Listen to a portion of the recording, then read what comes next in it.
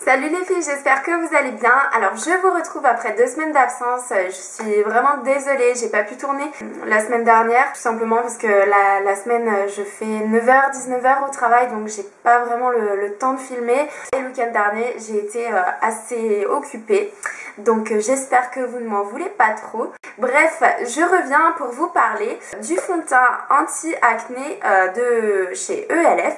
Donc c'est celui-ci.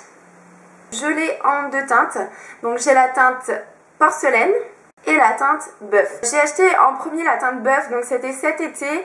J'avais un petit peu plus de couleurs, je me suis dit que ça allait être mieux, mais finalement j'ai pas pu le porter pendant très longtemps parce que je perds vite les couleurs que je prends. J'ai pas vraiment pu me faire un avis sur ce fond de teint, donc je me suis dit je vais l'acheter en une teinte un petit peu plus claire pour pouvoir me faire un avis. Il existe en ivoire, il me semble que le ivoire en fait il est plutôt rosé et le porcelaine il tire plutôt vers le beige.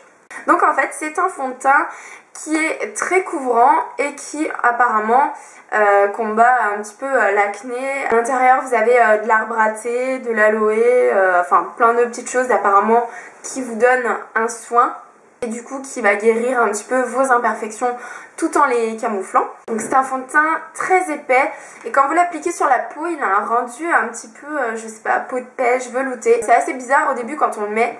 Il est extrêmement couvrant, alors celles qui n'aiment pas du tout les fonds de teint couvrants, franchement je vous conseille de passer votre chemin. Moi personnellement, au début je l'ai trouvé bien. Et puis finalement je me suis rendu compte qu'il était tellement couvrant que ça faisait une réelle différence entre le cou et le visage. Même si la teinte est correcte, plus vous couvrez, plus ça fait un peu momie. Donc là aujourd'hui je le porte. Donc voilà, j'ai l'impression que mon visage il est vraiment un petit peu plâtré. Et j'aime pas forcément ça parce que ça fait faux, d'autant plus qu'aujourd'hui j'ai pas énormément d'imperfections, donc j'avais pas grand chose à cacher si ce n'est les rougeurs que j'ai sur les joues. En ce qui concerne donc l'application, il est plutôt facile à appliquer parce que comme je vous dis, même s'il est épais, on peut facilement l'appliquer au pinceau. Moi je l'applique avec le pinceau F80 de chez Sigma, donc il est comme ça. Avec ça c'est plutôt facile de l'appliquer, hein. Franchement ça va nickel.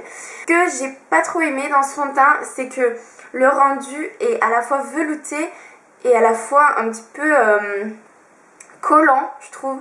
Ça fait un rendu brillant et collant. Alors étant donné que c'est un fond de teint pour peau acnéique, donc qui dit peau acnéique dit peau grasse, bon moi ça va, j'ai pas la peau hyper grasse, mais quelqu'un qui a la peau un petit peu luisante, je pense que ça peut faire des dégâts.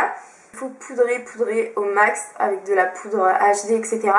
Donc fond de teint couvrant plus poudre HD, ça fait plâtre.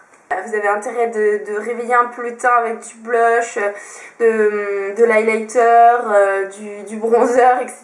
Parce que franchement c'est assez spécial quand même. Au niveau de la tenue, je trouve qu'il tient assez bien. Par contre c'est vrai que au bout de je sais pas 5 ou 6 heures, il y a quand même des zones qui brillent. Par exemple ici, le front. Une fois que la poudre en fait est partie, on voit que le fond de teint change de texture. En fait il devient un petit peu gras, collant. Bon, j'étais un petit peu déçue par rapport à ça parce que je le mets le matin, donc vers 8 h. Je vais travailler jusqu'à midi. Entre midi et 2 je rentre chez moi. Bon, il est bien, j'y touche pas. Et par contre voilà, vers 15 h, 15-16 h, là je vois qu'il commence à changer de texture. Par rapport à ça, voilà, je suis pas super satisfaite. Et en ce qui concerne le prix, il est à 6,80 € si je dis pas de bêtises, oui c'est ça. Le pot il est petit. Et par contre, ce qui est un petit peu embêtant, c'est qu'avec cette pompe, on a beaucoup de mal à prendre qu'une demi-pompe. En fait, des fois, si vous appuyez un peu trop fort, ça sort un gros tas, donc c'est un petit peu embêtant. Et je pense qu'il doit y avoir pas mal de gâchis de produits. Donc je vais en mettre un petit peu sur ma main pour vous montrer les deux teintes. Alors, regardez quand on... J'ai essayé de pas trop... Voilà.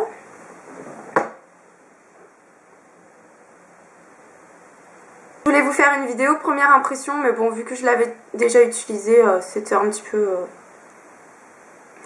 bête quoi de faire ça. Alors donc voilà les deux teintes que j'ai, donc vous l'aurez remarqué, ici on a la porcelaine qui est très claire, très blanche, et ici on a la bœuf. Voilà. En ce qui concerne la couvrance, c'est vrai que c'est pas mal du tout, hein.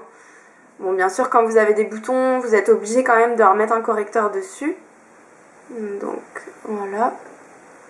Et porcelaine qui est très très claire. Donc pour vous montrer la couvrance en fait, ici j'ai un petit un tatouage en fait que j'avais fait quand j'étais jeune avec de l'encre de Chine avec mes copines, enfin voilà. Ça cache quand même assez bien. Je pense que le mieux après c'est de vous faire votre propre avis.